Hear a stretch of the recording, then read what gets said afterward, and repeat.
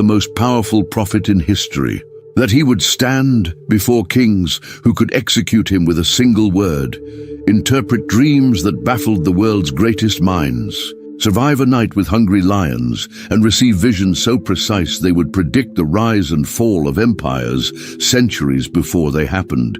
The Book of Daniel isn't just another biblical story, it's a cosmic thriller where heaven and earth collide.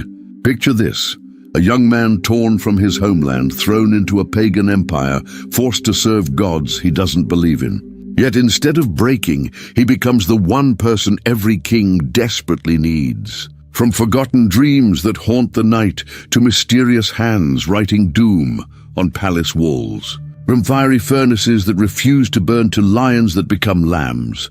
This is where faith meets the impossible.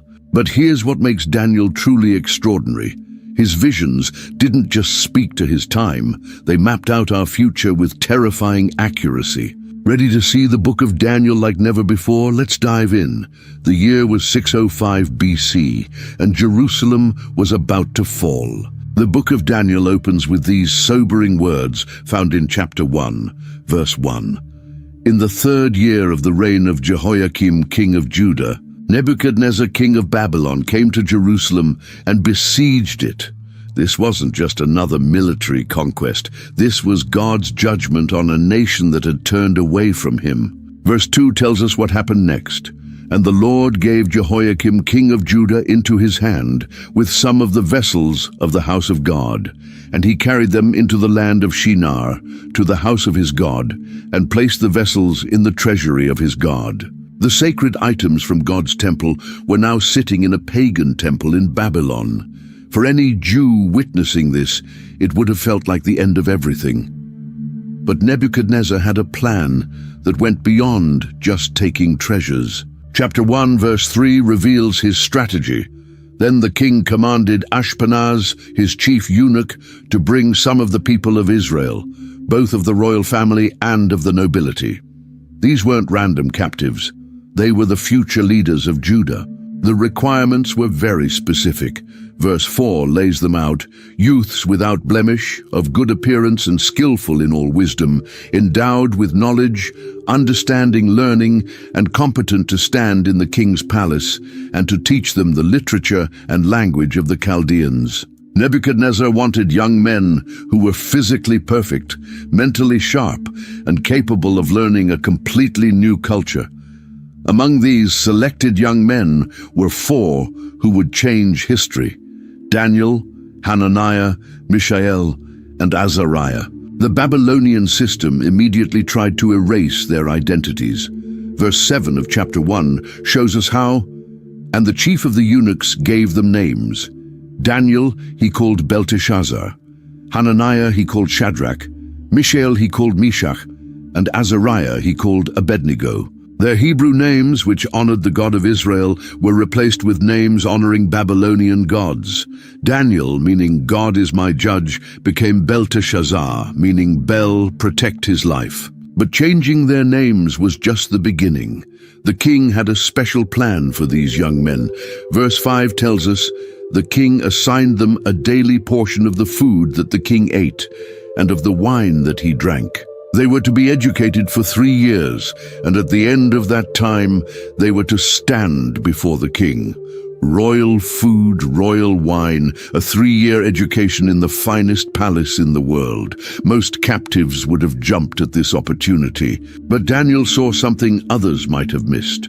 Verse 8 says, but Daniel resolved that he would not defile himself with the king's food, or with the wine that he drank. Therefore he asked the chief of the eunuchs to allow him not to defile himself. The word resolved is powerful here.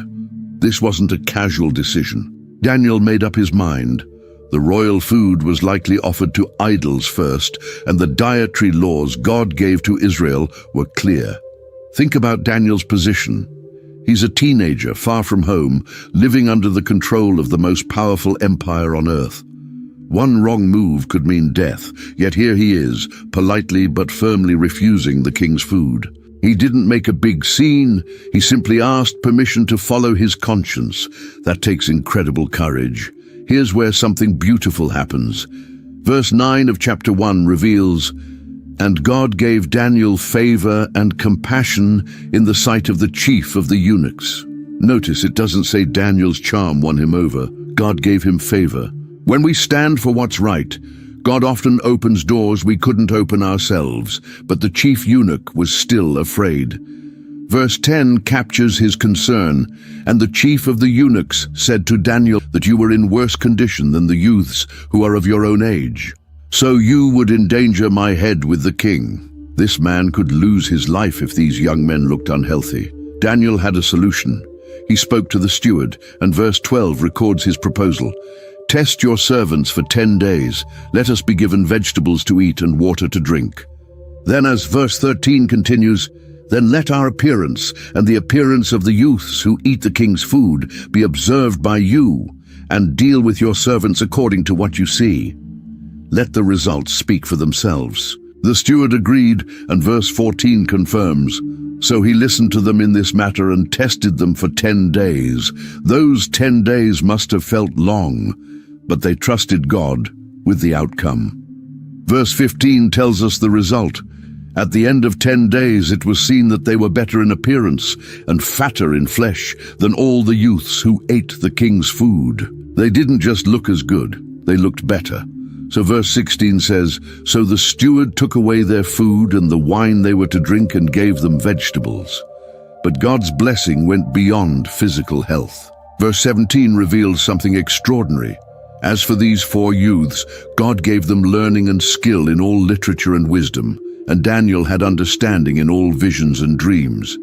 God gave them supernatural ability, and Daniel received an additional gift, the ability to understand visions and dreams. When their 3 years ended, verse 18 tells us, "At the end of the time, when the king had commanded that they should be brought in, the chief of the eunuchs brought them in before Nebuchadnezzar."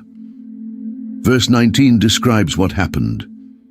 "And the king spoke with them, and among all of them none was found like Daniel, Hananiah, Mishael, and Azariah. Therefore they stood before the king." The real surprise comes in verse 20. "And in every matter of wisdom and understanding, about which the king inquired of them, he found them 10 times better than all the magicians and enchanters that were in all his kingdom. 10 times better." These young men who ate vegetables outperformed the most educated minds in Babylon. Time passed. Chapter 2, verse 1 sets the scene. "In the 2nd year of the reign of Nebuchadnezzar, Nebuchadnezzar had dreams, his spirit was troubled, and his sleep left him." The most powerful man in the world was losing sleep over a dream, but he couldn't remember what he had dreamed. Verse 2 says, "Then the king commanded that the magicians, the enchanters, the sorcerers, and the Chaldeans be summoned to tell the king his dreams. So they came in and stood before the king. These were the wise men of Babylon. They expected the usual request, interpret this dream. But Nebuchadnezzar had something else in mind. Verse 3 records his demand. "And the king said to them, I had a dream, and my spirit is troubled to know the dream." The Chaldeans responded in verse 4. "Then the Chaldeans said to the king in Aramaic, O king, live forever. Tell your servants the dream, and we will show the interpretation." That was normal procedure. But verse 5 contains his stunning reply. "The king answered and said to the Chaldeans, The word from me is firm. If you do not make known to me the dream and its interpretation, you shall be torn limb from limb, and your houses shall be laid in ruins. Tell me both the dream and its meaning, or die." He also offered a reward. Verse 6 continues, "But if you show the dream and its interpretation, you shall receive from me gifts and rewards and great honor. Therefore, show me the dream and its interpretation." The wise men tried again in verse 7. They answered a second time and said, "Let the king tell his servants the dream, and we will show its interpretation." Verse 8 shows his anger rising. The king answered and said, "I know with certainty that you are trying to gain time, because you see that the word from me is firm. Then verse 9, if you do not make the dream known to me, there is but one sentence for you. You have agreed to speak lying and corrupt words before me till the times change.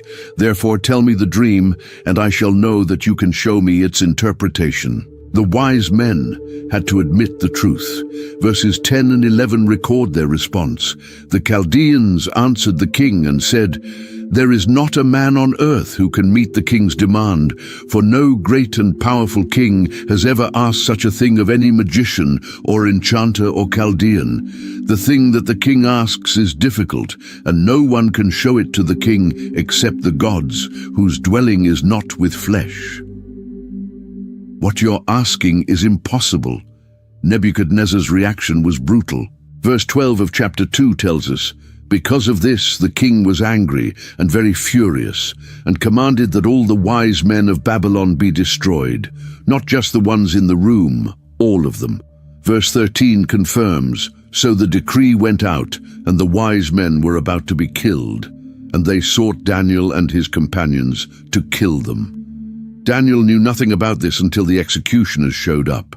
When Arioch came to kill him, verse 14 says, then Daniel replied with prudence and discretion to Arioch, the captain of the king's guard, who had gone out to kill the wise men of Babylon. Daniel didn't panic. He asked a question, which verse 15 records. He declared to Arioch, the king's captain, why is the decree of the king so urgent? Then Arioch made the matter known to Daniel. Once Daniel understood, he did something bold. Verse 16 says, and Daniel went in and requested the king to appoint him a time that he might show the interpretation to the king. Daniel promised to do what every wise man said was impossible. Daniel knew where to turn. Verse 17 tells us, then Daniel went to his house and made the matter known to Hananiah, Mishael, and Azariah, his companions. Verse 18 reveals what they did, and told them to seek mercy from the God of heaven concerning this mystery, so that Daniel and his companions might not be destroyed with the rest of the wise men of Babylon. They prayed. That night God answered. Verse 19 says, then the mystery was revealed to Daniel in a vision of the night. Then Daniel blessed the God of heaven. God showed Daniel everything. But notice Daniel's response. Before running to the king, he blessed God. Verses 20 through 23 record his prayer. Daniel answered and said, blessed be the name of God forever and ever, to whom belong wisdom and might. He changes times and seasons. He removes kings and sets up kings. He gives wisdom to the wise and knowledge to those who have understanding. He reveals deep and hidden things. He knows what is in the darkness, and the light dwells with him. To you, O God of my fathers, I give thanks and praise, for you have given me wisdom and might, and have now made known to me what we asked of you, for you have made known to us the king's matter. Armed with this revelation, verse 24 tells us, therefore Daniel went into Arioch, whom the king had appointed to destroy the wise men of Babylon. He went and said thus to him, do not destroy the wise men of Babylon. Bring me in before the king, and I will show the king the interpretation. Arioch wasted no time. Verse 25 says, then Arioch brought in Daniel before the king in haste, and said thus to him, I have found among the exiles from Judah a man who will make known to the king the interpretation. The king asked him in verse 26, the king declared to Daniel, whose name was Belteshazzar, are you able to make known to me the dream that I have seen and its interpretation? Daniel's answer in verses 27 and 28 shows his character. Daniel answered the king and said, no wise men, enchanters, magicians, or astrologers can show to the king the mystery that the king has asked. But there is a God in heaven who reveals mysteries, and he has made known to King Nebuchadnezzar what will be in the latter days. Before revealing anything, Daniel pointed to God. Then Daniel began describing the dream. Verse 31 starts, you saw, O king, and behold, a great image. This image, mighty and of exceeding brightness, stood before you, and its appearance was frightening. Verse 32 continues, The head of this image was of fine gold, its chest and arms of silver, its middle and thighs of bronze. Verse 33 adds, its legs of iron, its feet partly of iron and partly of clay.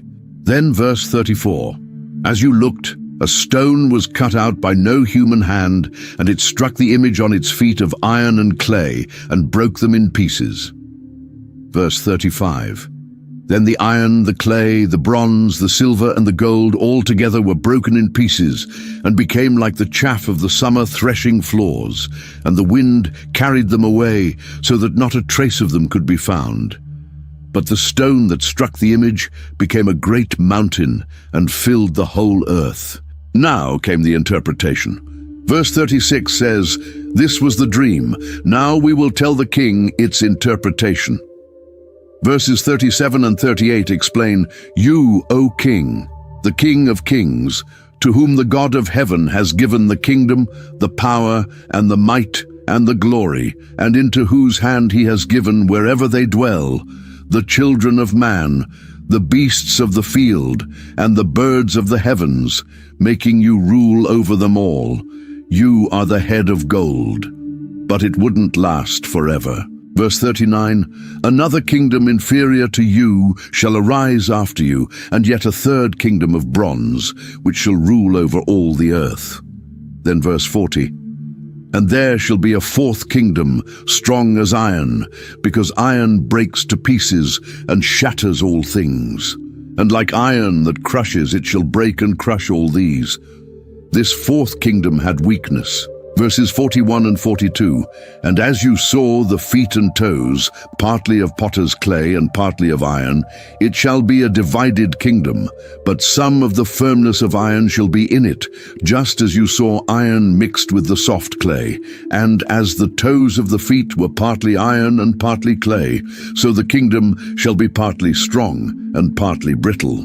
Verse 43, as you saw the iron mixed with soft clay, so they will mix with one another in marriage, but they will not hold together, just as iron does not mix with clay. Then comes the climax. Verse 44, and in the days of those kings, the God of heaven will set up a kingdom that shall never be destroyed, nor shall the kingdom be left to another people. It shall break in pieces all these kingdoms and bring them to an end, and it shall stand forever. Verse 45 concludes, just as you saw that a stone was cut from a mountain by no human hand, and that it broke in pieces the iron, the bronze, the clay, the silver, and the gold. A great God has made known to the king what shall be after this. The dream is certain, and its interpretation sure. Nebuchadnezzar's response was immediate. Verse 46 of chapter 2 says, then King Nebuchadnezzar fell upon his face and paid homage to Daniel, and commanded that an offering and incense be offered up to him. Verse 47, the king answered and said to Daniel, truly, your God is God of gods and Lord of kings, and a revealer of mysteries, for you have been able to reveal this mystery. To verse 48, then the king gave Daniel high honors and many great gifts, and made him ruler over the whole province of Babylon, and chief prefect over all the wise men of Babylon. Verse 49, Daniel made a request of the king, and he appointed Shadrach, Meshach, and Abednego over the affairs of the province of Babylon. But Daniel remained at the king's court. But something troubling was brewing. Chapter 3 opens with verse 1. King Nebuchadnezzar made an image of gold, whose height was 60 cubits, and its breadth 6 cubits. He set it up on the plain of Dura, in the province of Babylon. The king built an entire statue of gold, 90 feet tall. It was as if he was saying, my kingdom won't end. Verse 2. Then King Nebuchadnezzar sent to gather the satraps, the prefects and the governors, the counselors, the treasurers, the justices, the magistrates, and all the officials of the provinces to come to the dedication of the image that King Nebuchadnezzar had set up. Verse 3. Then the satraps, the prefects and the governors, the counselors, the treasurers, the justices, the magistrates, and all the officials of the provinces gathered for the dedication of the image that King Nebuchadnezzar had set up. And they stood before the image that Nebuchadnezzar had set up. Then the herald made an announcement. Verses 4 and 5. And the herald proclaimed aloud, "You are commanded, O peoples, nations, and languages, that when you hear the sound of the horn, pipe, lyre, trigon, harp, bagpipe, and every kind of music, you are to fall down and worship the golden image that King Nebuchadnezzar has set up." Verse 6.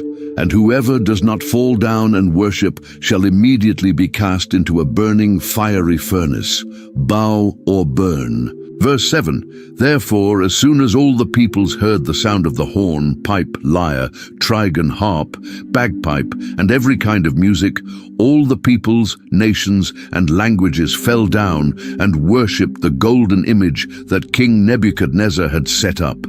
Everyone bowed, almost everyone. Some Chaldeans saw an opportunity. Verse 8 of chapter 3 says, Therefore at that time certain Chaldeans came forward and maliciously accused the Jews. Verse 9, They declared to King Nebuchadnezzar, O king, live forever.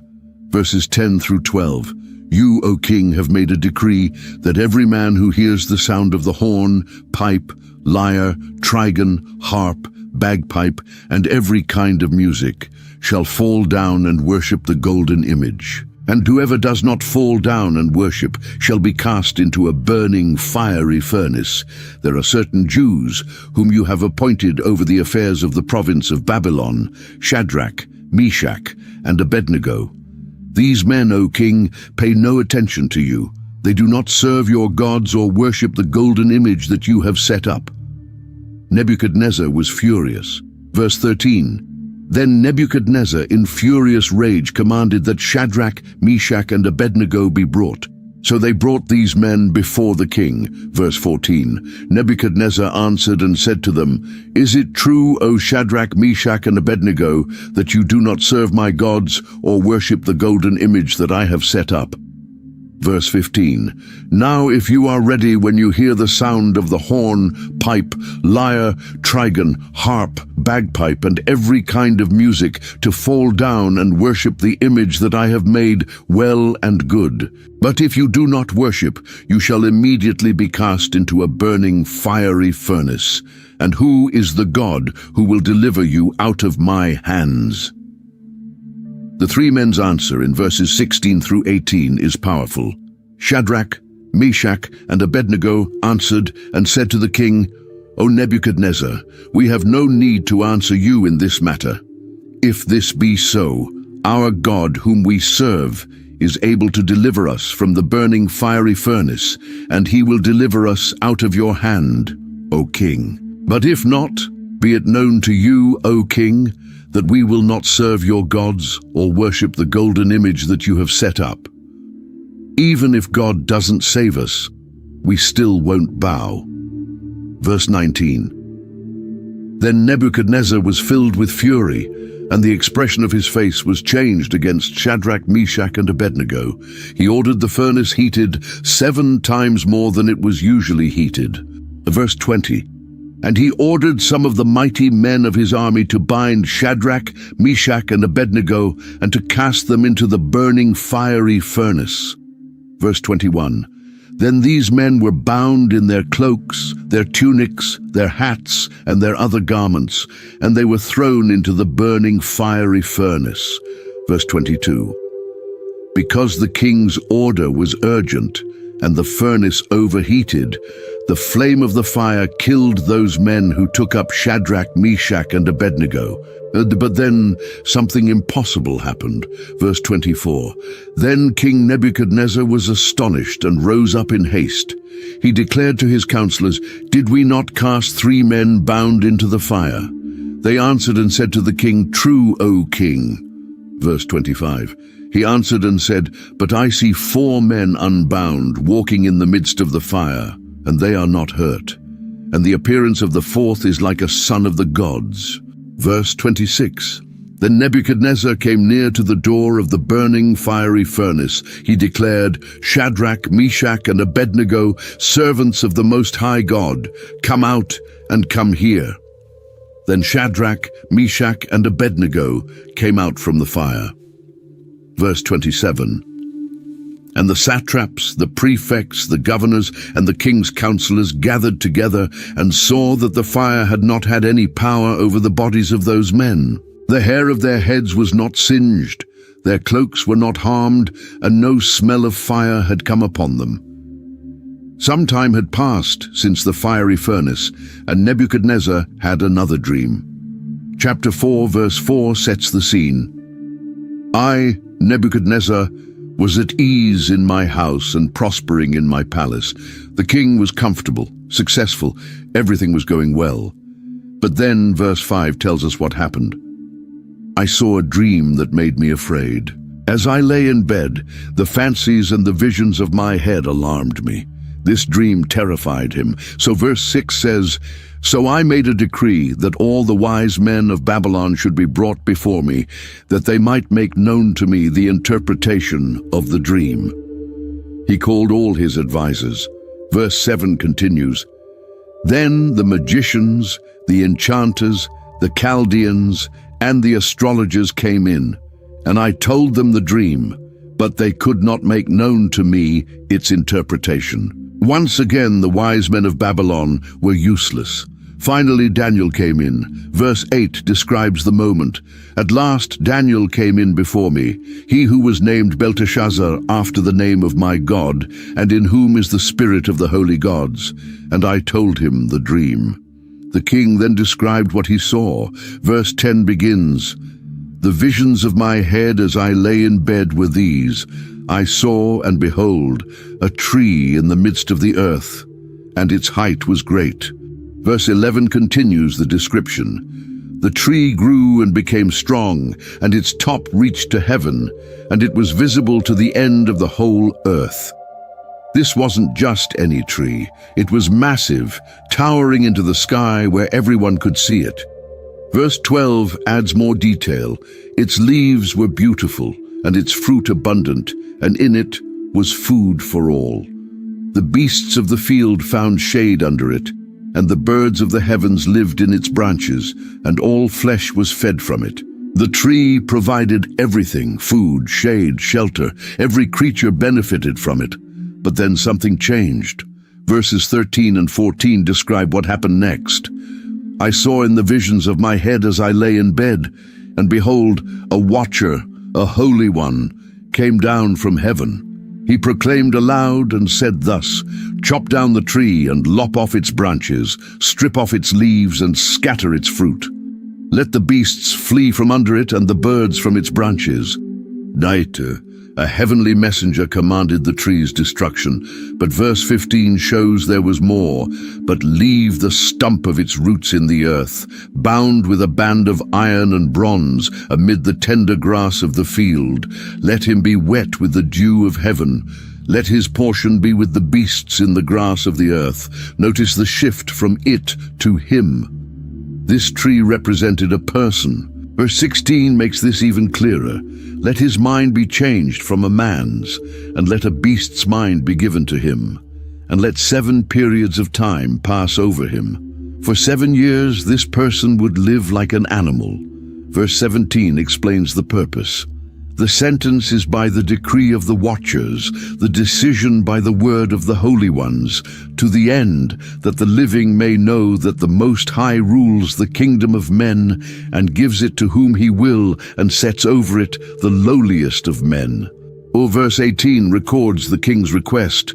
"This dream I, King Nebuchadnezzar, saw, and you, O Belteshazzar, tell me the interpretation, because all the wise men of my kingdom are not able to make known to me the interpretation, but you are able, for the spirit of the holy gods is in you."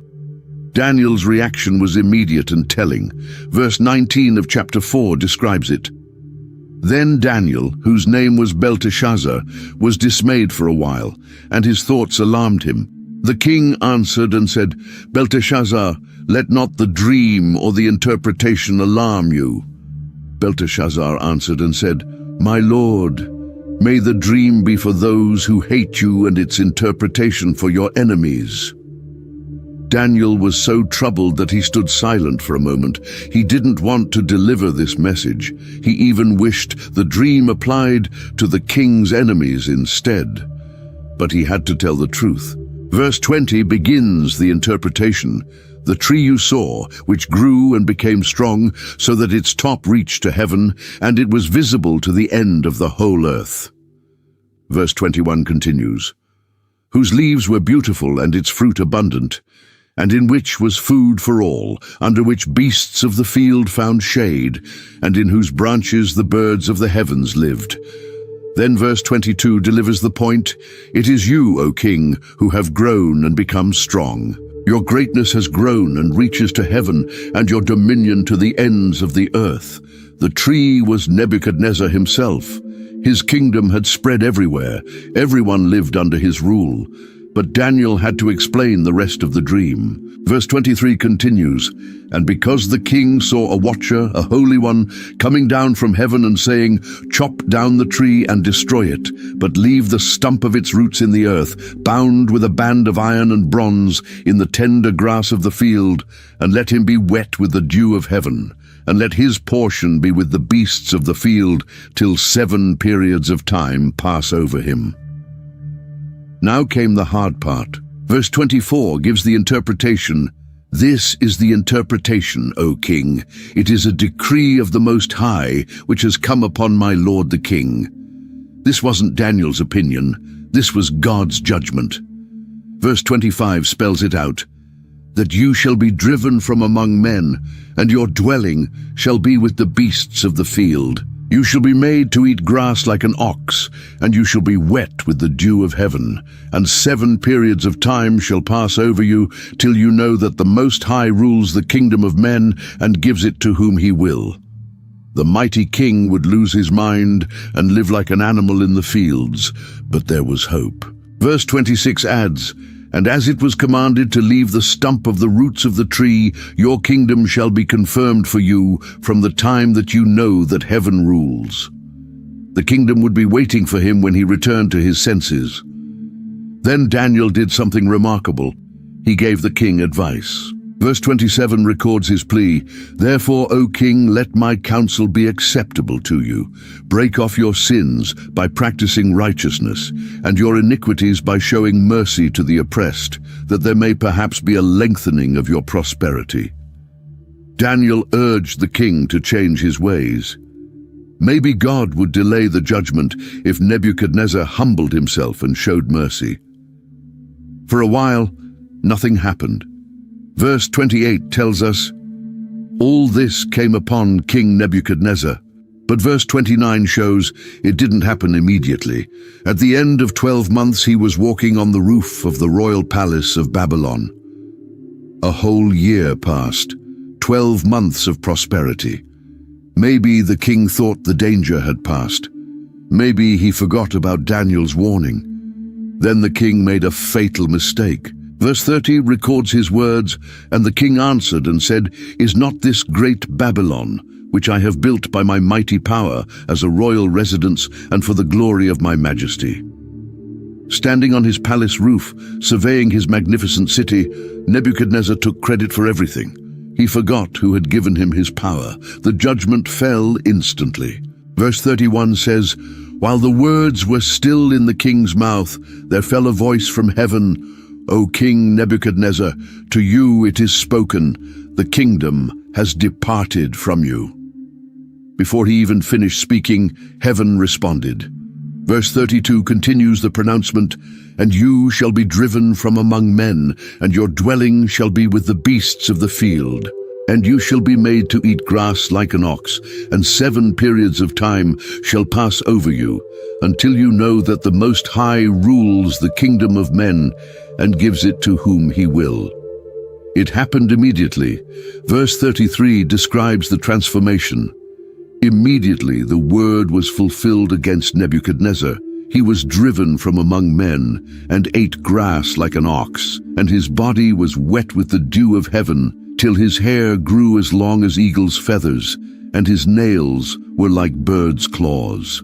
The most powerful man on earth was now crawling in the fields, eating grass, sleeping in the dew. His hair grew wild and matted. His nails became like claws. For 7 years, he lived this way. Then the 7 years ended.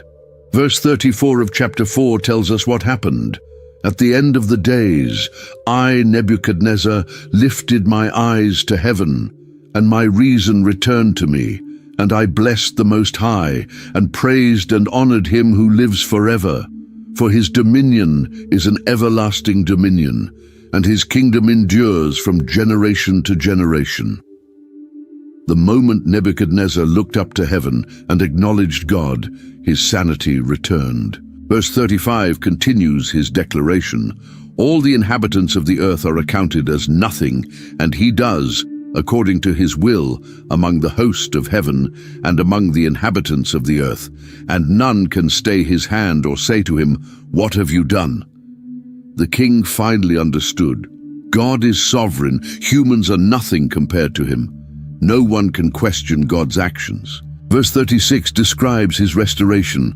At the same time, my reason returned to me, and for the glory of my kingdom, my majesty and splendor returned to me. My counselors and my lords sought me, and I was established in my kingdom, and still more greatness was added to me. His officials found him and brought him back to the palace. He was restored to his throne, and his kingdom became even greater than before. Verse 37 gives us his final testimony. Now I, Nebuchadnezzar, praise and extol and honor the King of heaven, for all his works are right and his ways are just, and those who walk in pride he is able to humble. The proudest king on earth learned the hardest way possible, that God humbles the proud. Years passed. Nebuchadnezzar died, and eventually his grandson Belshazzar became king. Chapter 5, verse 1, introduces a new scene. King Belshazzar made a great feast for 1,000 of his lords and drank wine in front of the 1,000. This wasn't a small dinner party. This was a massive celebration with 1,000 nobles, but Belshazzar made a terrible decision. Verse 2 tells us, Belshazzar, when he tasted the wine, commanded that the vessels of gold and of silver that Nebuchadnezzar his father had taken out of the temple in Jerusalem be brought, that the king and his lords, his wives and his concubines might drink from them. Remember those sacred vessels from God's temple that Nebuchadnezzar had taken? Belshazzar decided to use them as party cups. Verse 3 describes what happened. Then they brought in the golden vessels that had been taken out of the temple, the house of God in Jerusalem, and the king and his lords, his wives and his concubines drank from them. They were drinking and partying using items dedicated to God, but it got worse. Verse 4 adds, they drank wine and praised the gods of gold and silver, bronze, iron, wood and stone. While drinking from God's sacred cups, they worshipped idols. They were mocking the God of Israel at their drunken party. It was an act of supreme arrogance and disrespect. What happened next was terrifying. Suddenly, in the middle of the celebration, something impossible appeared. Verse 5 of chapter 5 describes the moment.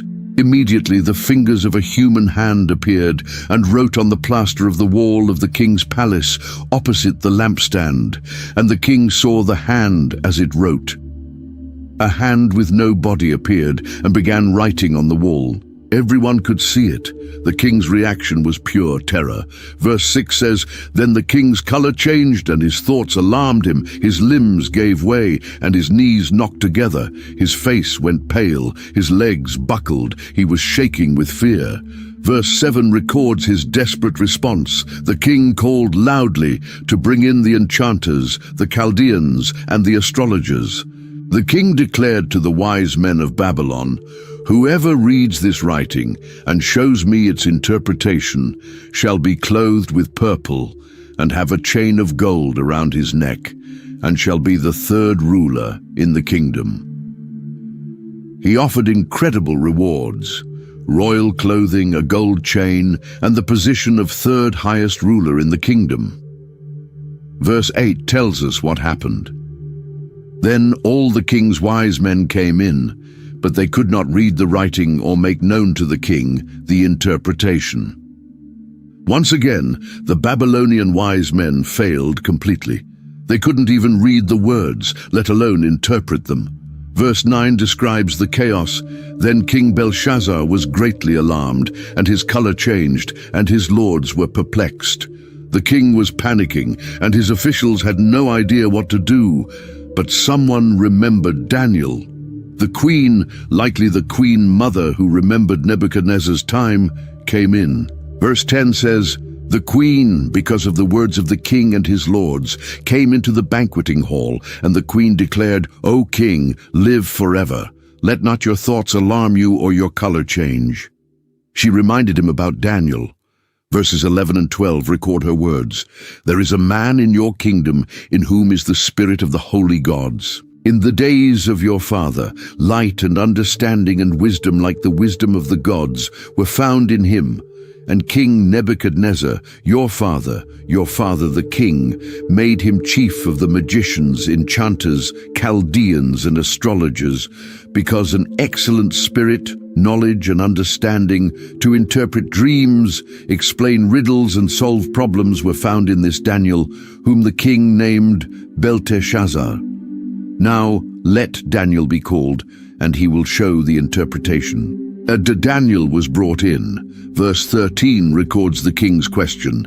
"Then Daniel was brought in before the king. The king answered and said to Daniel, 'You are that Daniel, one of the exiles of Judah, whom the king my father brought from Judah.'" Verse 14 continues, "I have heard of you, that the spirit of the gods is in you, and that light and understanding and excellent wisdom are found in you." The king explained the situation. Verse 15, "Now the wise men, the enchanters, have been brought in before me to read this writing and make known to me its interpretation, but they could not show the interpretation of the matter." Then verse 16, "But I have heard that you can give interpretations and solve problems. Now if you can read the writing and make known to me its interpretation, you shall be clothed with purple and have a chain of gold around your neck, and shall be the third ruler in the kingdom." Daniel's response was bold. Verse 17 records it. "Then Daniel answered and said before the king, 'Let your gifts be for yourself, and give your rewards to another. Nevertheless, I will read the writing to the king and make known to him the interpretation.'" Daniel didn't want the rewards. He would interpret the writing because it was the truth that needed to be told.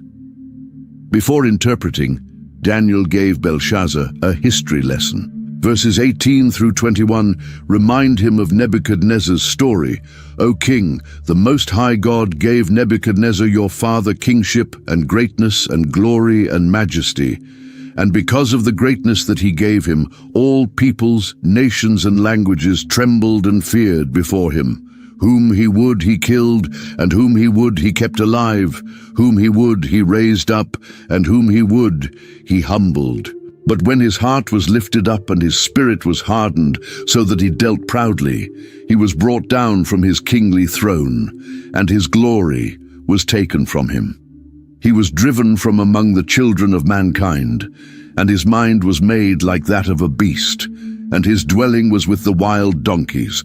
He was fed grass like an ox, and his body was wet with the dew of heaven, until he knew that the Most High God rules the kingdom of mankind and sets over it whom he will." Then Daniel confronted Belshazzar directly. Verse 22 says, "And you, his son, Belshazzar, have not humbled your heart, though you knew all this. You knew what happened to your grandfather, yet you didn't learn." Verse 23 continues the accusation. "But you have lifted up yourself against the Lord of heaven, and the vessels of his house have been brought in before you, and you and your lords, your wives, and your concubines have drunk wine from them. And you have praised the gods of silver and gold, of bronze, iron, wood, and stone, which do not see or hear or know, but the God in whose hand is your breath, and whose are all your ways, you have not honored. You use God's sacred vessels to worship idols. You dishonored the God who gives you every breath." Verse 24 explains why the hand appeared. "Then from his presence the hand was sent, and this writing was inscribed." Now Daniel read the words. Verse 25. And this is the writing that was inscribed, Mene, Mene, Tekel, and Parsin. 4 words. Daniel explained each one. Verse 26. This is the interpretation of the matter. Mene, God has numbered the days of your kingdom and brought it to an end. Your time is up. Verse 27. Tekel, you have been weighed in the balances and found wanting. God has judged you and found you lacking. Verse 28. Perez, your kingdom is divided and given to the Medes and Persians. Tonight, your empire ends. Verse 29 tells us Belshazzar kept his promise. Then Belshazzar gave the command, and Daniel was clothed with purple. A chain of gold was put around his neck, and a proclamation was made about him that he should be the 3rd ruler in the kingdom.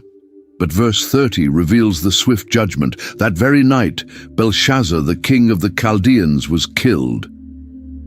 Before dawn, the king was dead. Verse 31 of chapter 5 concludes, And Darius the Mede received the kingdom, being about 62 years old. A new empire had taken over. Under the new Persian administration, Daniel continued to serve. Chapter 6, verse 1 tells us, It pleased Darius to set over the kingdom 120 satraps, to be throughout the whole kingdom. The new king organized his empire with many officials. Verse 2 continues, And over them 3 high officials, of whom Daniel was one, to whom these satraps should give account, so that the king might suffer no loss. Daniel was one of the top 3 officials in the entire empire, but he stood out even among them. Verse 3 says, Then this Daniel became distinguished above all the other high officials and satraps, because an excellent spirit was in him. And the king planned to set him over the whole kingdom. Daniel's exceptional character and ability made the king want to promote him above everyone else. This created serious jealousy. The other officials wanted to bring Daniel down. Verse 4 describes their plan. Then the high officials and the satraps sought to find a ground for complaint against Daniel with regard to the kingdom, but they could find no ground for complaint or any fault, because he was faithful, and no error or fault was found in him. They investigated everything Daniel did, looking for corruption, mistakes, anything they could use against him, but they found nothing. Daniel was completely faithful. So they changed their strategy. Verse 5 records their conclusion. Then these men said, We shall not find any ground for complaint against this Daniel unless we find it in connection with the law of his God. The only way to trap Daniel was to use his faith against him. They knew he would never compromise his devotion to God. They came up with a scheme. Verses 6 and 7 describe their approach to the king. Then these high officials and satraps came by agreement to the king and said to him, O King Darius, live forever. All the high officials of the kingdom, the prefects and the satraps, the counselors and the governors, are agreed that the king should establish an ordinance and enforce an injunction, that whoever makes petition to any god or man for 30 days, except to you, O king, shall be cast into the den of lions. Notice the lie. They said all the officials agreed, but Daniel certainly hadn't agreed to this. They were flattering the king, making him think everyone wanted to honor him. Verse 8 continues their request. Now, O king, establish the injunction and sign the document so that it cannot be changed, according to the law of the Medes and the Persians, which cannot be revoked. They wanted it written into law so it couldn't be undone. Verse 9 tells us the king fell for it. Therefore King Darius signed the document and injunction. He had no idea this was a trap designed specifically to destroy Daniel. Daniel heard about the new law. Verse 10 of chapter 6 describes his response. When Daniel knew that the document had been signed, he went to his house, where he had windows in his upper chamber open toward Jerusalem. He got down on his knees 3 times a day and prayed and gave thanks before his God, as he had done previously. Daniel didn't hide. He didn't stop praying. He opened his windows and prayed toward Jerusalem exactly as he always had, 3 times a day. The officials were watching. Verse 11 says, "Then these men came by agreement and found Daniel making petition and plea before his God. They caught him in the act. They immediately went to the king." Verse 12 records their accusation. "Then they came near and said before the king concerning the injunction, 'O king, did you not sign an injunction that anyone who makes petition to any god or man within 30 days except to you, O king, shall be cast into the den of lions?' The king answered and said, 'The thing stands fast according to the law of the Medes and Persians, which cannot be revoked.' Then they sprang their trap." Verse 13, "Then they answered and said before the king, 'Daniel, who is one of the exiles from Judah, pays no attention to you, O king, or the injunction you have signed, but makes his petition 3 times a day.'" The king realized he'd been tricked. Verse 14 describes his distress. "Then the king, when he heard these words, was much distressed and set his mind to deliver Daniel. And he labored till the sun went down to rescue him. But the officials pressed him." Verse 15 says, "Then these men came by agreement to the king and said to the king, 'Know, O king, that it is a law of the Medes and Persians that no injunction or ordinance that the king establishes can be changed.'" The law couldn't be broken, even by the king himself. Darius had no choice. Verse 16 tells us, "Then the king commanded, and Daniel was brought and cast into the den of lions. The king declared to Daniel, 'May your God, whom you serve continually, deliver you.'" Even as he condemned Daniel, the king expressed hope that Daniel's God would save him. Verse 17 continues, "And a stone was brought and laid on the mouth of the den, and the king sealed it with his own signet and with the signet of his lords, that nothing might be changed concerning Daniel." The king couldn't eat or sleep. Verse 18 says, "Then the king went to his palace and spent the night fasting. No diversions were brought to him, and sleep fled from him." He was sick with worry about Daniel. At the first light of dawn, verse 19 tells us, "Then at break of day the king arose and went in haste to the den of lions." Verse 20 describes the moment. "As he came near to the den where Daniel was, he cried out in a tone of anguish. The king declared to Daniel, 'O Daniel, servant of the living God, has your God, whom you serve continually, been able to deliver you from the lions?' The king's voice was full of grief and desperate hope. Then came Daniel's voice from inside the den. Verse 21 records his response. "Then Daniel said to the king, 'O king, live forever.'" Daniel was alive. Verse 22 explains how, "My God sent his angel and shut the lions' mouths, and they have not harmed me, because I was found blameless before him. And also before you, O king, I have done no harm."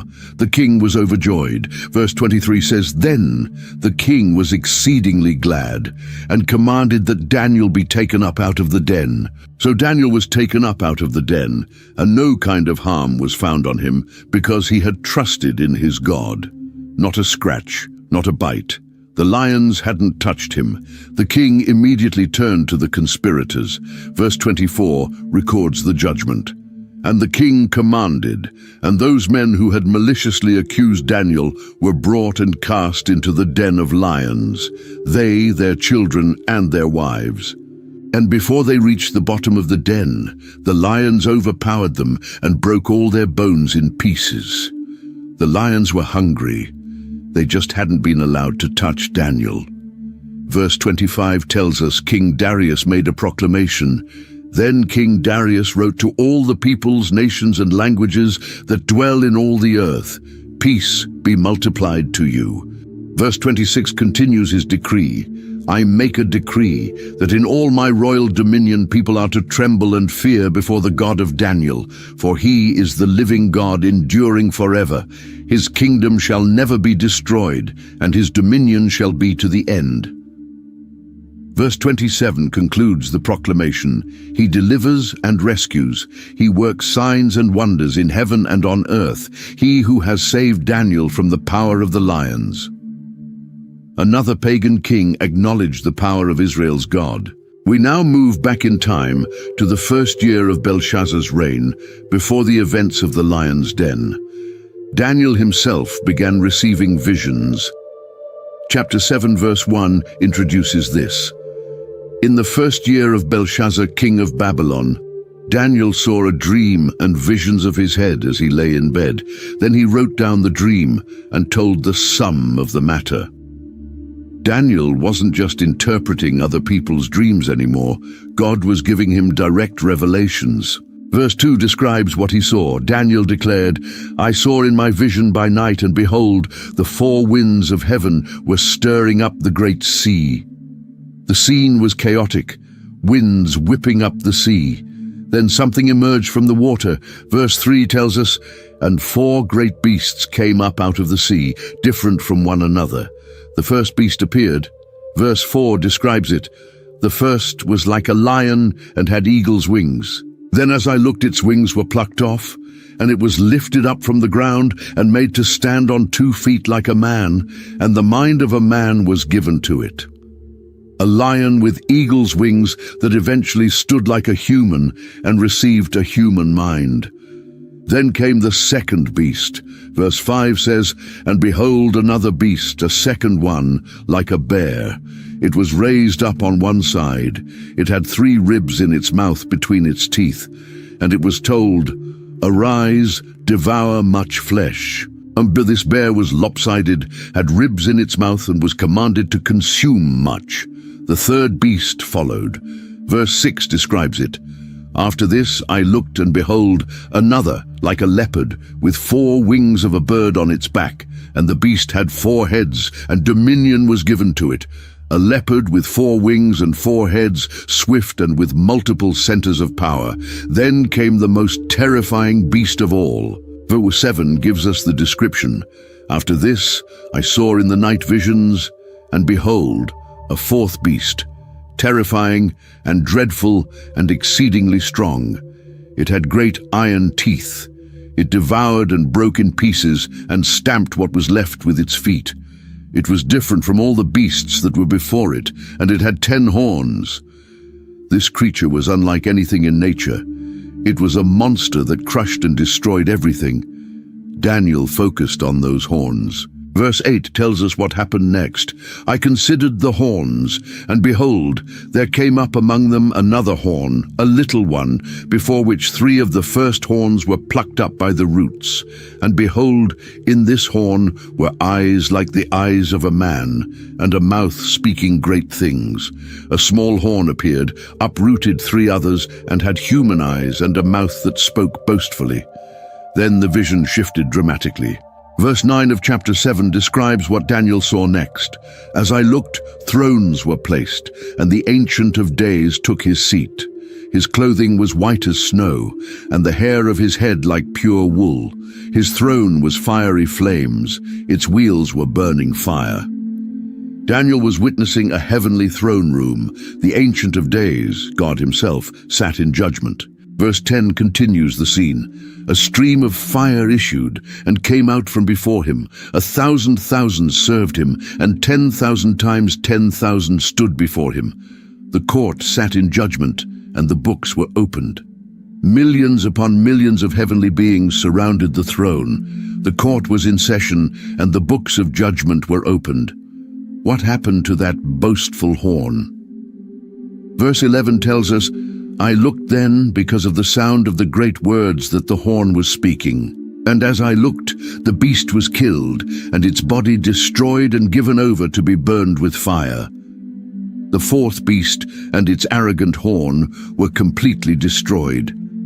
Verse 12 adds, "As for the rest of the beasts, their dominion was taken away, but their lives were prolonged for a season and a time. The other beasts lost their power, but weren't immediately destroyed. Then Daniel saw something glorious." Verse 13 describes it. "I saw in the night visions, and behold, with the clouds of heaven there came one like a son of man, and he came to the Ancient of Days and was presented before him. Someone who looked like a human being came with the clouds of heaven and approached God's throne." Verse 14 reveals what happened to this figure. "And to him was given dominion and glory and a kingdom, that all peoples, nations, and languages should serve him. His dominion is an everlasting dominion which shall not pass away, and his kingdom one that shall not be destroyed. This Son of Man received an eternal kingdom that would never end. Unlike the four beasts whose kingdoms would fall, his kingdom would last forever. Daniel was deeply troubled by what he'd seen. Verse 15 says, "As for me, Daniel, my spirit within me was anxious, and the visions of my head alarmed me." He needed to understand what all this meant. Verse 16 continues, "I approached one of those who stood there and asked him the truth concerning all this. So he told me and made known to me the interpretation of the things. The heavenly being explained the beasts." Verse 17 gives the basic interpretation. These four great beasts are four kings who shall arise out of the earth. Four kingdoms would rise from the earth, but verse 18 provides the ultimate outcome. "But the saints of the Most High shall receive the kingdom and possess the kingdom forever, forever, and ever." God's people would ultimately inherit an eternal kingdom. Daniel wanted to know more about the fourth beast. Verse 19 records his request, "Then I desired to know the truth about the fourth beast, which was different from all the rest, exceedingly terrifying, with its teeth of iron and claws of bronze, and which devoured and broke in pieces and stamped what was left with its feet." This beast was different from all the others, and that concerned Daniel. Verse 20 continues his inquiry, "And about the 10 horns that were on its head, and the other horn that came up, and before which 3 of them fell, the horn that had eyes and a mouth that spoke great things, and that seemed greater than its companions." Daniel especially wanted to understand the little horn with the big mouth. He had seen something else about this horn. Verse 21 tells us, "As I looked, this horn made war with the saints and prevailed over them." This horn would fight against God's people and defeat them for a time. Verse 22 adds, "Until the Ancient of Days came, and judgment was given for the saints of the Most High, and the time came when the saints possessed the kingdom." But God would intervene, judge in favor of his people, and give them the kingdom. The heavenly being provided more details about the fourth beast. Verse 23 explains, "Thus he said, As for the fourth beast, there shall be a fourth kingdom on earth, which shall be different from all the kingdoms, and it shall devour the whole earth, and trample it down, and break it to pieces." This kingdom would be unique in its power and destructiveness. Verse 24 interprets the horns. "As for the 10 horns, out of this kingdom 10 kings shall arise, and another shall arise after them. He shall be different from the former ones, and shall put down 3 kings. 10 kings would come from this kingdom, then another would rise and overthrow 3 of them." Verse 25 describes this king's actions. "He shall speak words against the Most High, and shall wear out the saints of the Most High, and shall think to change the times and the law, and they shall be given into his hand for a time, times, and half a time." This ruler would blaspheme God, persecute his people, and try to change established times and laws. He would have power for 3.5 years, but his reign would end. Verse 26 says, "But the court shall sit in judgment, and his dominion shall be taken away, to be consumed and destroyed to the end." God's court would judge and completely destroy this ruler's power. Verse 27 gives the final outcome. "And the kingdom, and the dominion, and the greatness of the kingdoms under the whole heaven shall be given to the people of the saints of the Most High. His kingdom shall be an everlasting kingdom, and all dominions shall serve and obey him." God's people would receive all authority and power in an eternal kingdom. Verse 28 concludes, "Here is the end of the matter. As for me, Daniel, my thoughts greatly alarmed me, and my color changed, but I kept the matter in my heart." Daniel was shaken by these visions, but he held on to what he'd seen. 2 years later, Daniel received another vision. Chapter 8, verse 1 tells us, "In the 3rd year of the reign of King Belshazzar, a vision appeared to me, Daniel, after that which appeared to me at the first." This was a follow-up to the previous vision. Verse 2 describes where Daniel was in the vision. And I saw in the vision, and when I saw, I was in Susa the citadel, which is in the province of Elam. And I saw in the vision, and I was at the Ulai Canal. Daniel found himself transported in the vision to a specific location in Persia. Then he saw something. Verse 3 says, I raised my eyes and saw, and behold, a ram standing on the bank of the canal. It had 2 horns, and both horns were high, but one was higher than the other, and the higher one came up last. A ram with 2 unequal horns appeared. Verse 4 describes what this ram did. I saw the ram charging westward and northward and southward. No beast could stand before it, and there was no one who could rescue from its power. It did as it pleased and became great. This ram was unstoppable, conquering in all directions. While Daniel watched the ram, something new appeared. Verse 5 tells us, as I was considering, behold, a male goat came from the west across the face of the whole earth without touching the ground, and the goat had a conspicuous horn between its eyes. A goat with a prominent horn came flying across the earth. This goat went straight for the ram. Verse 6 says, he came to the ram with the 2 horns, which I had seen standing on the bank of the canal, and he ran at him in his powerful wrath. The goat attacked with fury. Verse 7 continues, I saw him come close to the ram, and he was enraged against him and struck the ram and broke his 2 horns. And the ram had no power to stand before him, but he cast him down to the ground and trampled on him, and there was no one who could rescue the ram from his power. Until the goat completely destroyed the ram. Then verse 8 tells us what happened to the goat. Then the goat became exceedingly great, but when he was strong, the great horn was broken, and instead of it there came up 4 conspicuous horns toward the 4 winds of heaven. At the height of its power the great horn broke, and 4 horns took its place, pointing in 4 different directions. Out of one of these 4 horns came something new. Verse 9 of chapter 8 describes it. Out of one of them came a little horn, which grew exceedingly great toward the south, toward the east, and toward the glorious land. A small horn emerged and expanded its power toward different regions, including the glorious land, Israel. Verse 10 shows how far this horn's arrogance went. It grew great, even to the host of heaven. And some of the host and some of the stars it threw down to the ground and trampled on them. This power reached up to heaven itself, casting down heavenly beings, but the worst was yet to come.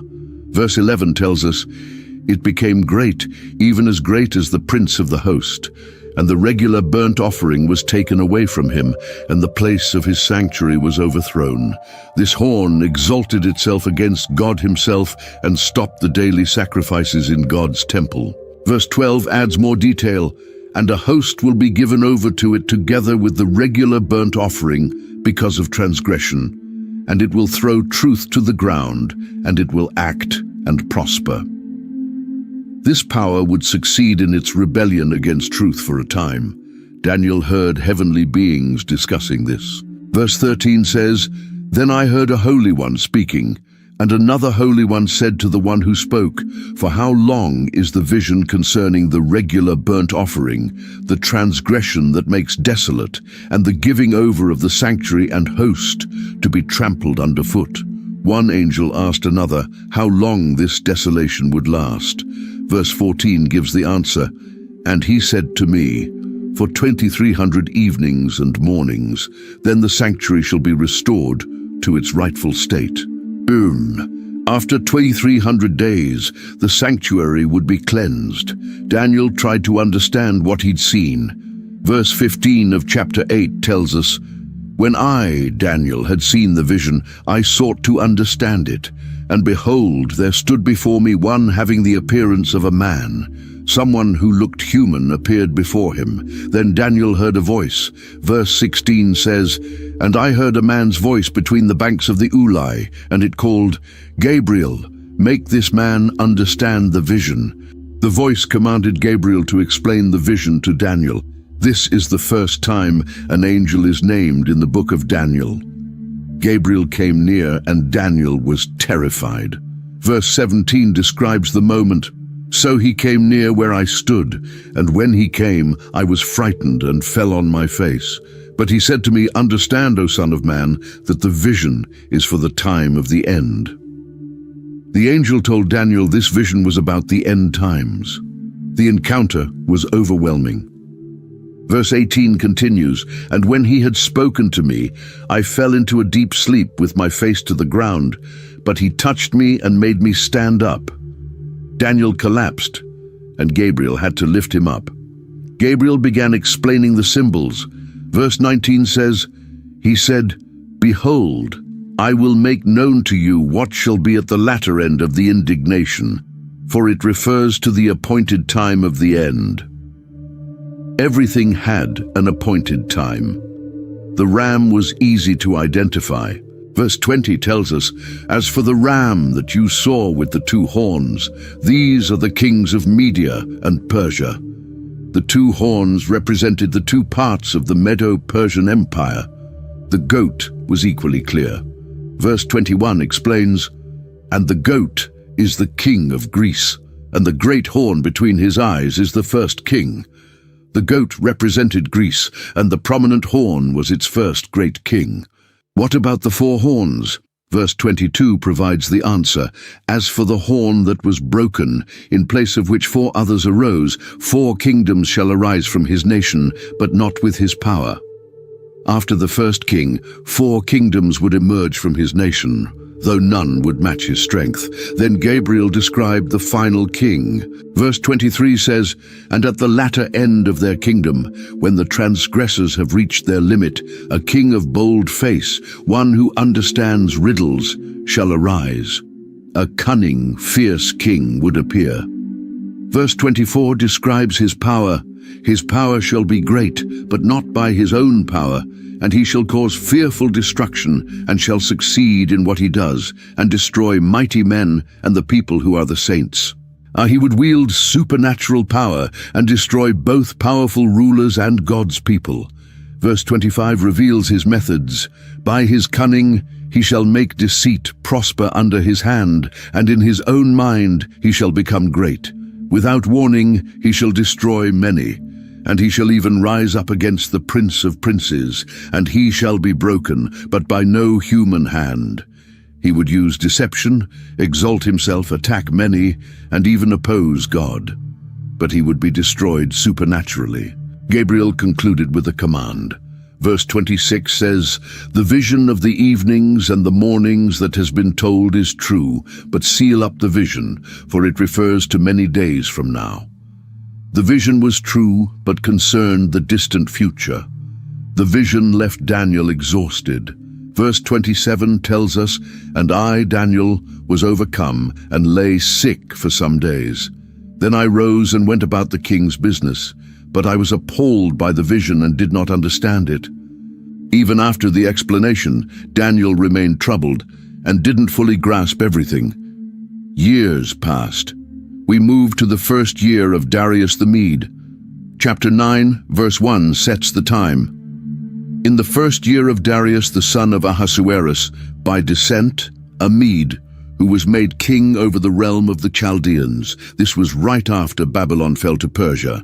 Daniel was reading scripture. Verse 2 tells us, In the first year of his reign, I, Daniel, perceived in the books the number of years that, according to the word of the Lord to Jeremiah the prophet, must pass before the end of the desolations of Jerusalem, namely 70 years. Daniel discovered in Jeremiah's prophecy that Jerusalem's exile would last 70 years. That time was almost complete. This discovery moved Daniel to prayer. Verse 3 describes his approach. Then I turned my face to the Lord God, seeking him by prayer and pleas for mercy with fasting and sackcloth and ashes.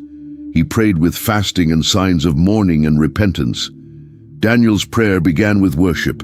Verse 4 says, I prayed to the Lord my God and made confession, saying, O Lord, the great and awesome God who keeps covenant and steadfast love with those who love him and keep his commandments.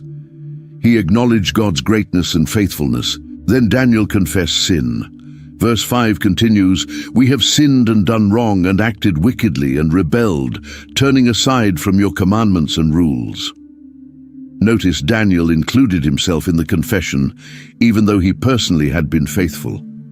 Verse 6 adds, "We have not listened to your servants, the prophets, who spoke in your name to our kings, our princes, and our fathers, and to all the people of the land."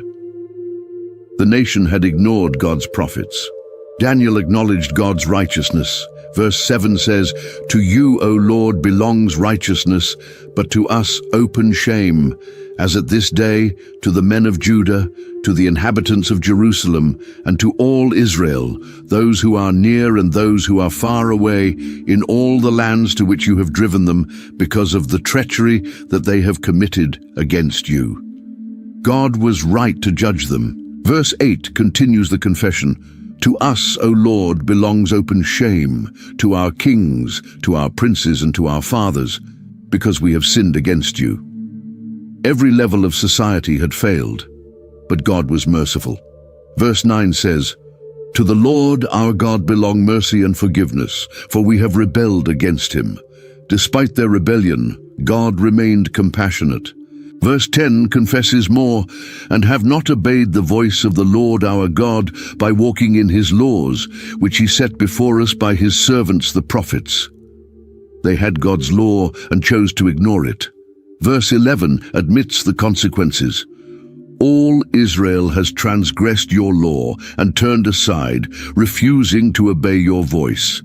And the curse and oath that are written in the law of Moses, the servant of God, have been poured out upon us, because we have sinned against him." The curses Moses warned about had come true. Verse 12 continues, "He has confirmed his words, which he spoke against us and against our rulers who ruled us, by bringing upon us a great calamity.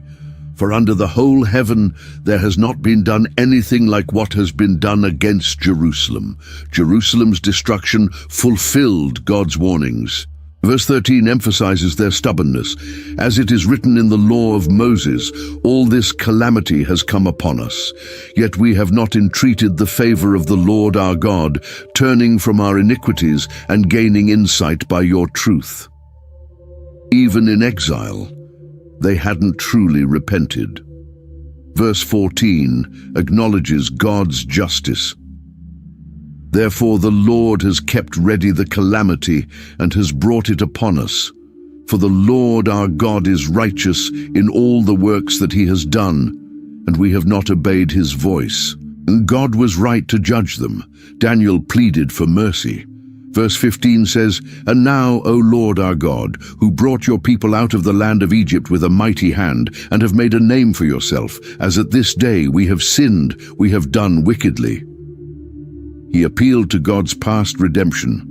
Verse 16 continues the plea, "O Lord, according to all your righteous acts, let your anger and your wrath turn away from your city Jerusalem, your holy hill, because for our sins and for the iniquities of our fathers, Jerusalem and your people have become a byword among all who are around us."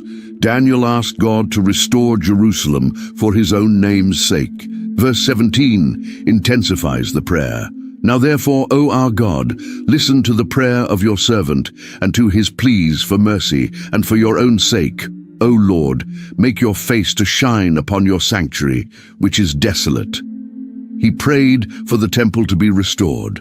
Verse 18 appeals to God's character. "O my God, incline your ear and hear, open your eyes and see our desolations, and the city that is called by your name. For we do not present our pleas before you because of our righteousness, but because of your great mercy." They didn't deserve help, but God was merciful. Verse 19 concludes with urgency. "O Lord, hear. O Lord, forgive. O Lord, pay attention and act. Delay not for your own sake, O my God, because your city and your people are called by your name." Daniel pleaded for God to act quickly. While Daniel was still praying, help arrived. Verse 20 of chapter 9 tells us, While I was speaking and praying, confessing my sin and the sin of my people Israel, and presenting my plea before the Lord, my God, for the holy hill of my God."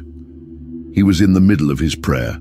Verse 21 continues, "While I was speaking in prayer, the man Gabriel, whom I had seen in the vision at the first, came to me in swift flight at the time of the evening sacrifice. Gabriel, the same angel from the previous vision, flew rapidly to Daniel during the time when the evening sacrifice would have been offered in the temple. Gabriel came with a message. Verse 22 says, "He made me understand, speaking with me and saying, 'O Daniel, I have now come out to give you insight and understanding.'" His purpose was to give Daniel understanding. Verse 23 reveals something beautiful. "At the beginning of your pleas for mercy, a word went out, and I have come to tell it to you, for you are greatly loved. Therefore consider the word and understand the vision." The moment Daniel started praying, God sent the answer, and Gabriel told Daniel he was greatly loved by God. Now came one of the most important prophecies in Scripture. Verse 24 begins, "70 weeks are decreed about your people and your holy city, to finish the transgression, to put an end to sin, and to atone for iniquity, to bring in everlasting righteousness, to seal both vision and prophet, and to anoint a most holy place." 70 weeks or 70 sevens, periods of 7 years totaling 490 years, were determined for Israel and Jerusalem to accomplish 6 things: finish transgression, end sin, atone for iniquity, bring everlasting righteousness, seal up vision and prophecy, and anoint the most holy place. Verse 25 provides specific timing.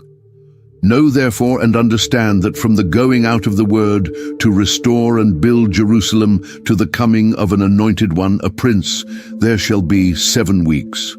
Then for 62 weeks it shall be built again, with squares and moat, but in a troubled time. From the decree to rebuild Jerusalem until the coming of the Anointed One would be 7 weeks plus 62 weeks, a total of 69 weeks of years, or 483 years. Then Gabriel revealed something tragic. Verse 26 of chapter 9 says, "And after the 62 weeks, an Anointed One shall be cut off and shall have nothing. And the people of the prince who is to come shall destroy the city and the sanctuary. Its end shall come with a flood, and to the end there shall be war. Desolations are decreed." After the 483 years, the Anointed One would be killed. Then an army would come and destroy both Jerusalem and the temple. War and desolation would follow. Verse 27 describes the final week. "And he shall make a strong covenant with many for 1 week, and for half of the week he shall put an end to sacrifice and offering. And on the wing of abominations shall come one who makes desolate, until the decreed end is poured out on the desolator." Someone would make a covenant for 7 years, but break it halfway through, stopping the sacrifices and setting up something abominable in the temple. This would continue until God's decreed judgment fell on the one causing the desolation. Daniel's final vision came in the 3rd year of Cyrus, king of Persia. Chapter 10 verse 1 introduces it. "In the 3rd year of Cyrus, king of Persia, a word was revealed to Daniel, who was named Belteshazzar. And the word was true, and it was a great conflict. And he understood the word and had understanding of the vision." This revelation concerned a great conflict, and Daniel grasped its meaning. But before the vision came, Daniel went through a time of deep mourning. Verse 2 tells us, "In those days I, Daniel, was mourning for 3 weeks. For 21 days Daniel grieved." Verse 3 describes his fast. "I ate no delicacies, no meat or wine entered my mouth, nor did I anoint myself at all for the full 3 weeks. He gave up all pleasant food, meat and wine. He didn't even use lotions or oils on his skin." This was serious fasting and mourning. Why was Daniel mourning? The text doesn't say explicitly, but this was during the time when some Jews had returned to rebuild Jerusalem. Perhaps Daniel was grieving over the slow progress, the opposition they faced, or the spiritual condition of the people. Whatever the reason, Daniel devoted himself to prayer and fasting for 3 full weeks. At the end of those 3 weeks, Daniel had an encounter that would change everything. Verse 4 of chapter 10 sets the scene. On the 24th day of the first month, as I was standing on the bank of the great river, that is, the Tigris. Daniel was by the river on a specific date. Then he saw something extraordinary. Verse 5 describes the figure. I lifted up my eyes and looked, and behold, a man clothed in linen with a belt of fine gold from Uphaz around his waist. A man dressed in linen with a golden belt appeared before him. But this was no ordinary man. Verse 6 continues the description. His body was like beryl, his face like the appearance of lightning, his eyes like flaming torches, his arms and legs like the gleam of burnished bronze, and the sound of his words like the sound of a multitude. This being was glorious. His body shone like a precious stone. His face blazed like lightning. His eyes burned like fire. His limbs gleamed like polished bronze, and his voice thundered like a crowd of people. Daniel wasn't alone, but he was the only one who saw the vision. Verse 7 tells us, and I, Daniel, alone saw the vision, for the men who were with me did not see the vision, but a great trembling fell upon them, and they fled to hide themselves. The men with Daniel didn't see anything, but they felt something terrifying and ran away to hide. Daniel was left alone with this overwhelming presence. Verse 8 describes his reaction. So I was left alone and saw this great vision, and no strength was left in me. My radiant appearance was fearfully changed, and I retained no strength. All his energy drained away. His healthy appearance vanished. He had no strength left. Verse 9 continues, Then I heard the sound of his words, and as I heard the sound of his words, I fell on my face in deep sleep, with my face to the ground. When the being spoke, Daniel collapsed face first into a deep sleep or unconsciousness. Then Daniel felt a touch. Verse 10 of chapter 10 says, And behold, a hand touched me and set me trembling on my hands and knees. A hand lifted Daniel up onto his hands and knees, though he was still shaking.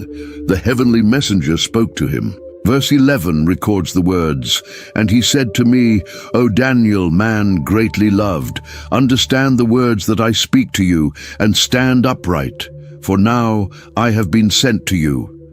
And when he had spoken this word to me, I stood up trembling. The messenger called Daniel greatly loved and told him to stand up. Daniel obeyed but kept trembling. Then came a stunning revelation. Verse 12 explains, Then he said to me, Fear not, Daniel, for from the first day that you set your heart to understand and humbled yourself before your God, your words have been heard, and I have come because of your words. From the very first day Daniel began praying and fasting 3 weeks earlier, God heard him and sent this messenger. But if the messenger was sent on day 1, why did it take 21 days to arrive? Verse 13 gives the shocking answer, The prince of the kingdom of Persia withstood me 21 days, but Michael, one of the chief princes, came to help me, for I was left there with the kings of Persia. A spiritual being called the Prince of Persia blocked the messenger for 3 weeks. This wasn't a human prince. This was a demonic power assigned to the Persian kingdom. The messenger was stuck in spiritual warfare until Michael the archangel came to help. This verse pulls back the curtain on something we normally don't see. While Daniel was praying on earth, a cosmic battle was raging in the heavenly realm. Evil spiritual forces were fighting to prevent God's message from reaching Daniel. Prayer isn't just about us talking to God. It connects to real spiritual warfare happening in places we can't see. The messenger explained why he came. Verse 14 says, And came to make you understand what is to happen to your people in the latter days, for the vision is for days yet to come. He came to show Daniel what would happen to Israel in the future, but Daniel was overwhelmed again. Verse 15 tells us, "When he had spoken to me according to these words, I turned my face toward the ground and was mute." Daniel looked down and couldn't speak. Someone touched Daniel's lips. Verse 16 of chapter 10 says, "And behold, one in the likeness of the children of man touched my lips. Then I opened my mouth and spoke. I said to him who stood before me, 'O my Lord, by reason of the vision, pains have come upon me, and I retain no strength.' A being who looked like a human touched his mouth, enabling him to speak. Daniel explained he was in pain and had no strength. Verse 17 continues, "How can my Lord's servant talk with my Lord? For now no strength remains in me, and no breath is left in me." Daniel felt completely drained, barely able to breathe. The being touched him again. Verse 18 says, "Again, one having the appearance of a man touched me and strengthened me. With each touch, Daniel received more strength. The messenger spoke encouragement." Verse 19 records, "And he said, 'O man greatly loved, fear not, peace be with you, be strong and of good courage.' And as he spoke to me, I was strengthened and said, 'Let my Lord speak, for you have strengthened me.'"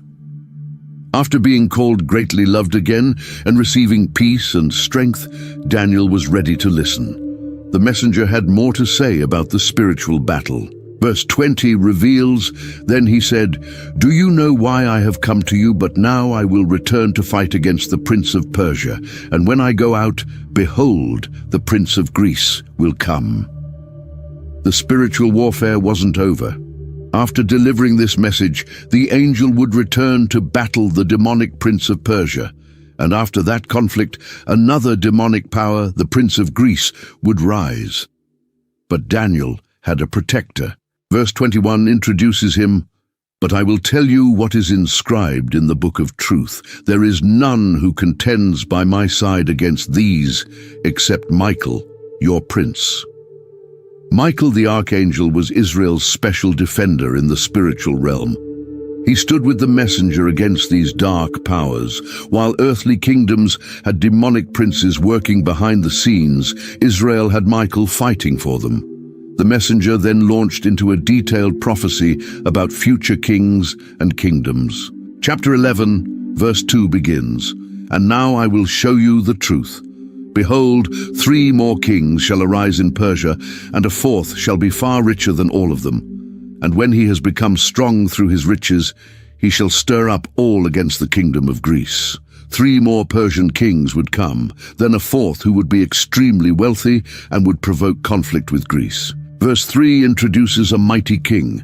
"Then a mighty king shall arise, who shall rule with great dominion and do as he wills." A powerful Greek king would emerge who did whatever he wanted, but his empire wouldn't last.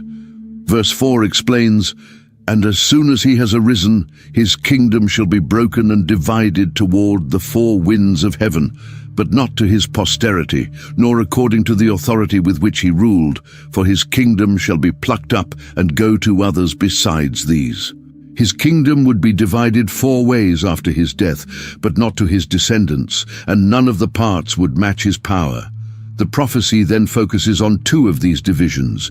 Verse 5 says, "Then the king of the south shall be strong, but one of his princes shall be stronger than he, and shall rule, and his authority shall be a great authority." The king of the south would be strong, but one of his commanders would become even stronger. Verse 6 describes an attempted alliance. "After some years they shall make an alliance, and the daughter of the king of the south shall come to the king of the north to make an agreement. But she shall not retain the strength of her arm, and he and his arm shall not endure, but she shall be given up, and her attendants, he who fathered her, and he who supported her in those times." A marriage alliance would be arranged, but it would fail tragically. The prophecy continues with intricate details about conflicts between the king of the north and the king of the south. Verse 7 tells of revenge.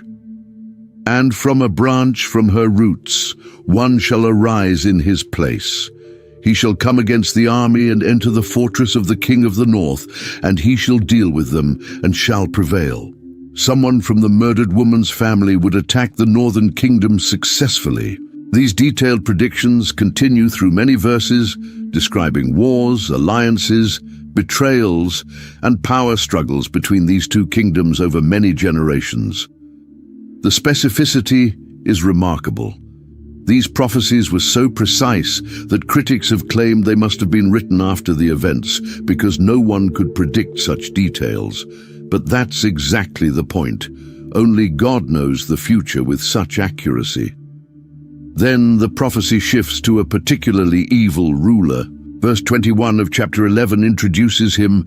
In his place shall arise a contemptible person, to whom royal majesty has not been given.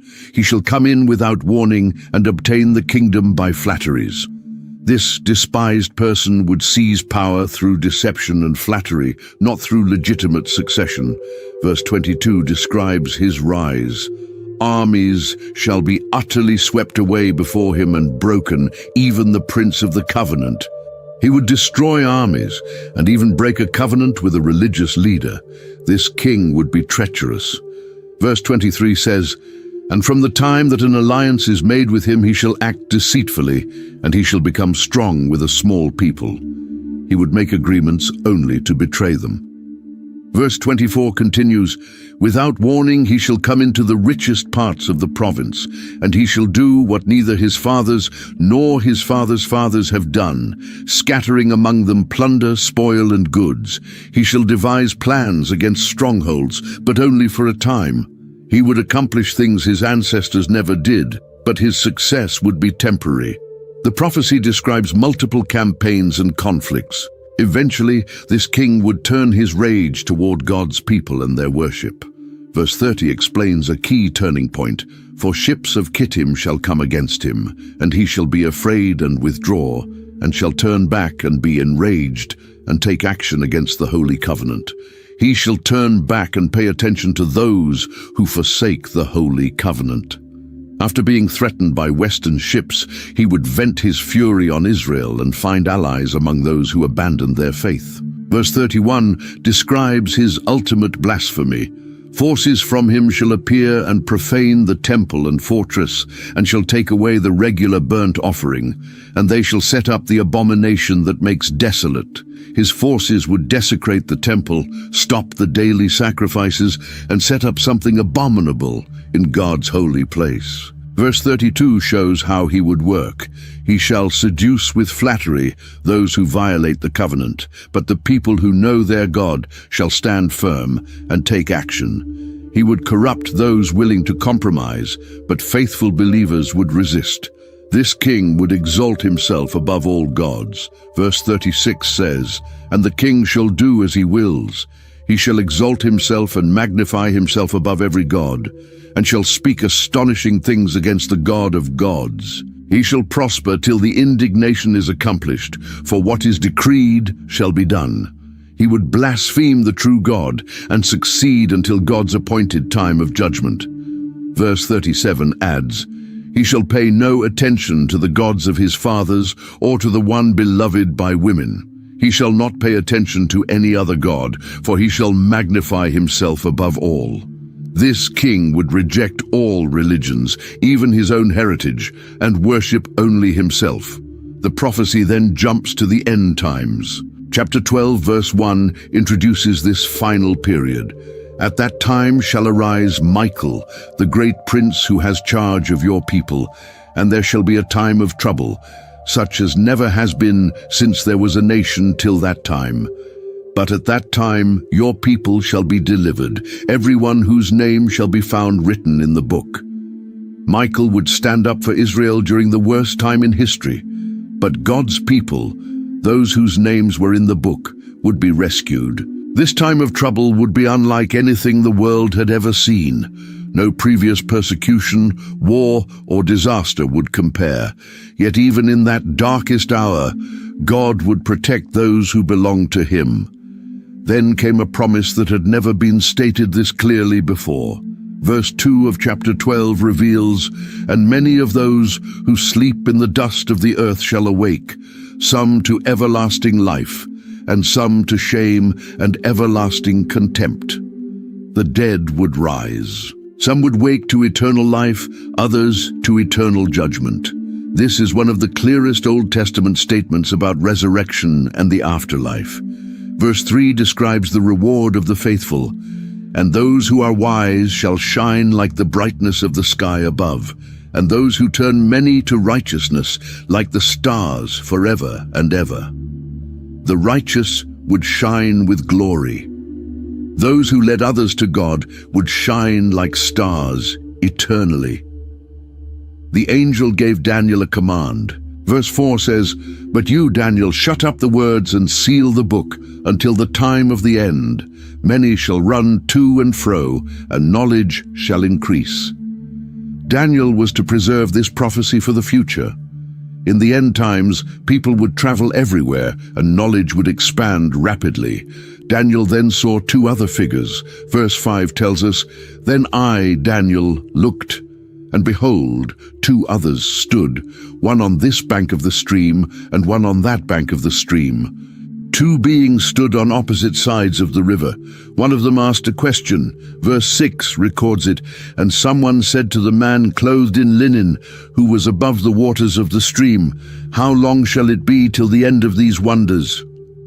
The glorious man from earlier was now above the water, and someone asked him how long until these events would be fulfilled. The answer came with a solemn oath. Verse 7 says, "And I heard the man clothed in linen who was above the waters of the stream. He raised his right hand and his left hand toward heaven and swore by him who lives forever that it would be for a time, times, and half a time, and that when the shattering of the power of the holy people comes to an end, all these things would be finished." He raised both hands and swore by the eternal God that it would last for 3.5 years and would end when the power of God's people was completely broken. Daniel heard but didn't understand. Verse 8 admits, "I heard, but I did not understand. Then I said, 'O my Lord, what shall be the outcome of these things?'" He asked for clarification about how it would all end. But the angel wouldn't say more. Verse 9 responds, he said, "Go your way, Daniel, for the words are shut up and sealed until the time of the end." The full meaning was sealed until the appointed time. The angel did offer some final information. Verse 10 explains, "Many shall purify themselves and make themselves white and be refined, but the wicked shall act wickedly. And none of the wicked shall understand, but those who are wise shall understand." During these events, the righteous would be purified, while the wicked would remain evil. The wicked wouldn't understand what was happening, but the wise would. Then came specific time markers. Verse 11 says, "And from the time that the regular burnt offering is taken away, and the abomination that makes desolate is set up, there shall be 1,290 days. From the stopping of the sacrifices and the setting up of the abomination would be 1,290 days. Verse 12 adds another time frame. "Blessed is he who waits and arrives at the 1,335 days. Those who endured until 1,335 days would be blessed." The book ends with a personal word to Daniel. Verse 13 concludes, "But go your way till the end, and you shall rest and shall stand in your allotted place at the end of the days." Daniel was to live his life faithfully until death. Then he would rest and rise again at the resurrection to receive his inheritance. If this journey through Daniel's life has impacted you, hit that subscribe button so you don't miss our next biblical deep dive. Share this video with someone who needs to hear Daniel's story, maybe someone facing their own fiery furnace or lion's den, and drop a comment below telling us which part of Daniel's story resonated with you the most. Remember, the same God who shut the lions' mouths for Daniel is still God today. The same God who gave Daniel favor in Babylon can give you favor where you are. The same God who revealed mysteries to Daniel wants to guide your life too.